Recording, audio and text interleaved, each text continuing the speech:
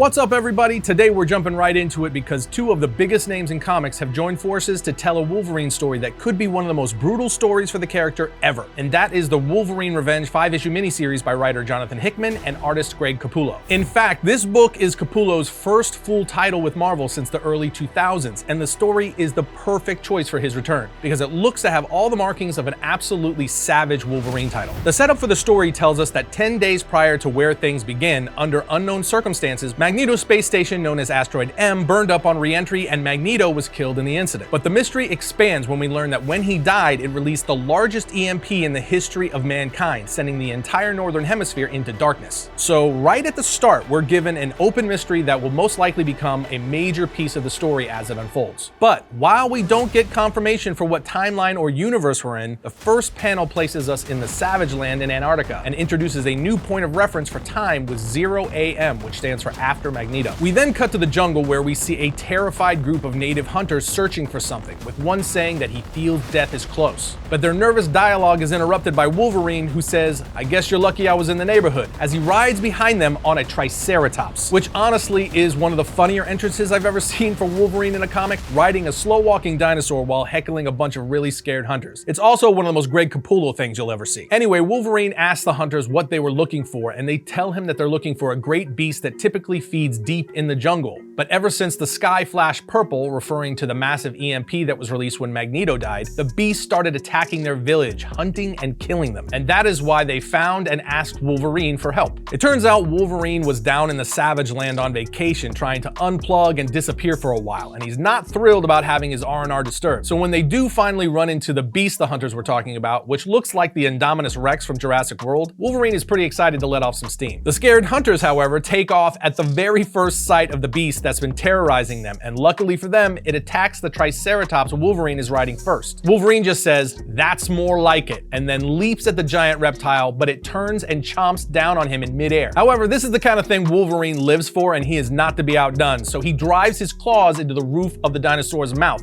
which causes it to release him. Wolverine then says, "Hurts, don't it? This is what happens when you run into something meaner than you," as he runs underneath the monster and stabs it multiple times in its gut. But just as he's about to finish it off, Nick Fury shows up out of nowhere and blows the dinosaur's head off with a high-energy weapon. So a ticked-off Logan now tells Fury, "You better have a good reason for being here, and an even better one for interrupting my fun." And after a brief sarcastic exchange, Fury realizes that Logan is completely unaware that a massive EMP had sent the entire world into chaos, and tells him that he came to recruit him on a world-saving mission. But before we unravel exactly what that is, have you guys entered our current Comic-Con The Cruise giveaway, which is a 4-day trip in February? Eris and I are going, and 2 of you are going to join us, and there's only a few days left to get your hat in the ring or secure a cabin for yourself. So here's Eris with the details. We are crazy excited to announce the inaugural voyage of Comic-Con The Cruise. Your ears did not deceive you. Comic-Con The Cruise is the only officially licensed cruise by Comic-Con International, an actual Comic-Con on the open seas. And we're going, and we want you to join us. This 4-day luxury cruise will embark from Tampa, Florida, and make its way to Cozumel, Mexico, and combines the iconic Comic-Con experience with a crazy fan-focused cruise. This will be an amazing setting to rub shoulders with your favorite stars, artists, writers, and have a blast with a community of fellow fans. I'm talking theme nights with costumes and cosplay and original nightly entertainment from the onboard talent, including Return of the Jedi and Willow star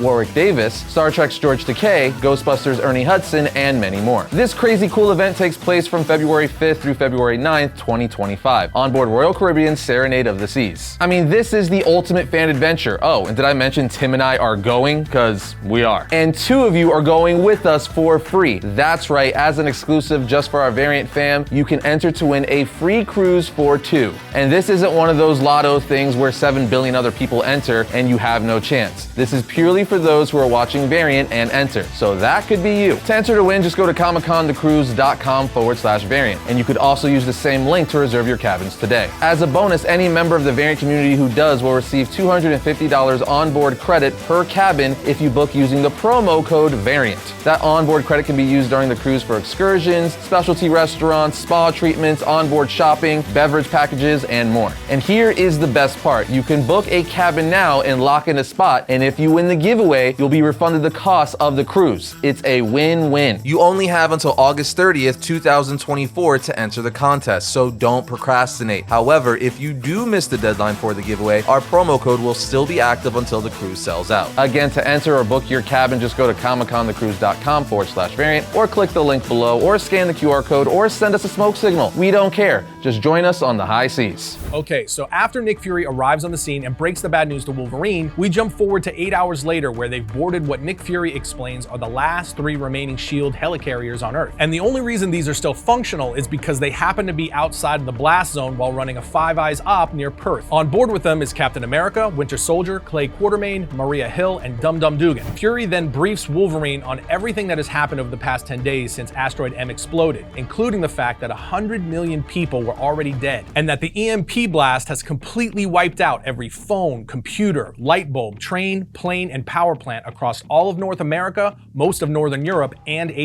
He then tells all of them that if they don't find a way to turn the lights back on, those millions of lives lost will quickly become billions. So the mission is to steal the only cold fusion seed reactor in existence from the Brotherhood of Evil Mutants, which is currently being run by Mastermind. Fury also then explains who will be responsible for each aspect of the mission. And after all of the heroes sign on to get it done, they proceed to the target location, which is at Tunguska Station in Russia. But just 20 minutes later, one of the 3 helicarriers is suddenly blown out of the sky. And as Fury and the team is trying to figure out what's going on, they realize that Mastermind had taken control of one of the ships and was firing on the other 2. We even see Mastermind start to speak to them over the comms, heckling them. At this point, Cap, Bucky, Logan, and several S.H.I.E.L.D. agents manage to parachute out of the helicarrier they were in just before it gets hit. But Nick Fury and the rest seemingly die in the explosion. So already at the midway mark of this story, they've opened several unanswered questions, but you're really starting to get the vibe that no one is going to be safe in this story, and the direction we're headed in is beginning to take shape. And that vibe is quickly confirmed when they land on the snow-covered mountains where the remote station is, because once they split up to make for the entry point on the north side of the fortress, they are picked off one at a time by Deadpool, Omega Red, and Sabretooth. Those 3 bads kill all 4 remaining S.H.I.E.L.D. agents, then knock Winter Soldier and Cap unconscious. Wolverine manages to sniff out Sabretooth before they get the jump on him, but the 3 villains overwhelm and knock him out too. Now I will say, I'm not sure why they didn't show how the 3 villains got the better of Wolverine, because he's taken on multiple high-level villains at the same time in the past, so it would have been a nice add. Regardless, we then cut to a dark room where we see Wolverine, Captain America, and Winter Soldier chained to a pillar. A clearly angry Logan asks Cap if he's awake, and when Cap comes to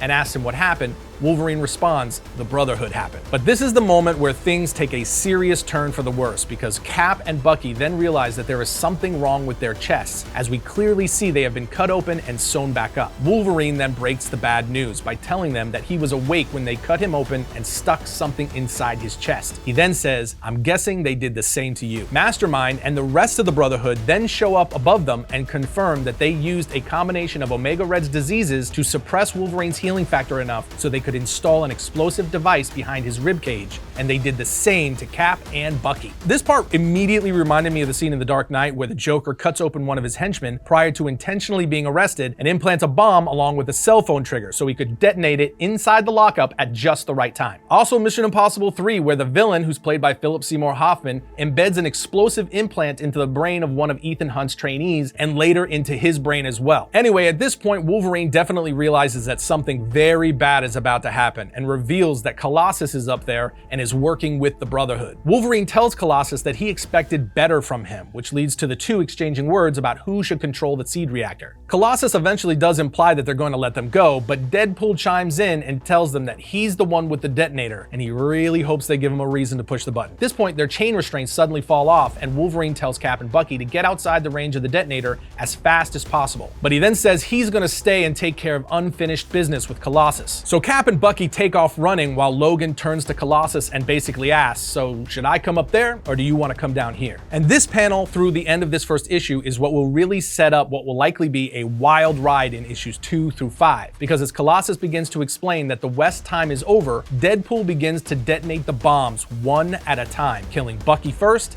then Cap, and he only pauses for a moment when he gets to Logan because Wolverine starts cutting into his chest with his claws, trying to get the bomb out before he pushes the button. But we see Deadpool say, "Bye bye, America," and he hits the final button, detonating the bomb in Wolverine's chest and blasting his body into 1,000 pieces. So as expected, in this first issue, we see the deaths of several major heroes in gruesome and ruthless fashion, which of course is about to serve as the catalyst for Wolverine's revenge. Because unlike Steve Rogers and Bucky Barnes, Logan has arguably the most intense healing factor in all of comics. So on the final page, as the members of the Brotherhood leave and Colossus is saying it's time for the death of the Western world and for the sun to shine on their lands, we see Wolverine's remains begin to reform muscle and come back together. And on the very last panel, we see a fully restored and feral Wolverine looking like Berserker mode has been activated. Yeah man, if this was a streaming series, this is one of those episodes where you'd click next episode with the quickness to see what happens. Anyway, this first issue of the Wolverine Revenge title was clearly about setting the table for the overall story. So while there are some shocking moments and we're left with a great cliffhanger at the end, there are definitely some questions that need to be answered. Starting with, what universe is this story set in? Followed quickly by what really happened to Magneto? Is he really dead? Why does Nick Fury's story seem questionable? Did he really die on the helicarrier when it was hit? Why is Deadpool acting as a villain, and why would he be okay with killing Cap when he's one of Wade's idols? Why would the Brotherhood suddenly forget about Wolverine's healing factor and just leave him to regenerate? So I guess the biggest thing for me heading into issue 2 is whether any of these open-ended pieces of the story will lead to anything bigger, or if this is going to be a more straightforward and fun plot where we simply get to see an out-of-control Wolverine obliterate some of Marvel's biggest villains. For me, I'm hoping for a balanced mix of both, but I'd be down for a simpler story as well. Having said that, thankfully it's only 5 issues, so we won't have to wait long to find out. The one thing that's already clear though is that Greg Capullo's art in this book so far is excellent. His style and the attitude he brings to his work is a perfect match for Wolverine, especially for a story like this one. But that's all I've got, so it's over to you guys. What did you think of Wolverine Revenge #1, and where do you think the story is headed? Let us know down in the comments. Otherwise, we'll see you next time when we talk about all things comics.